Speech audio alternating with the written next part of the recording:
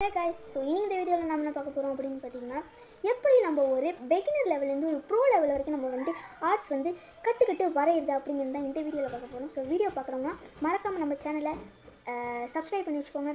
So அதுக்கப்புறம் அந்த bell ஐக்கான ஆல் அப்படிங்கிற ஆப்ஷனில் போட்டு வச்சா தான் நான் போடுற வீடியோஸில் உங்களுக்கு உடனே நோட்டிஃபிகேஷன் வந்து சேரும்.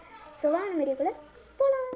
இந்த வீடியோ பார்த்திங்கன்னா நான் வந்து 2 பார்ட்டாக படிச்சிருக்கேன்.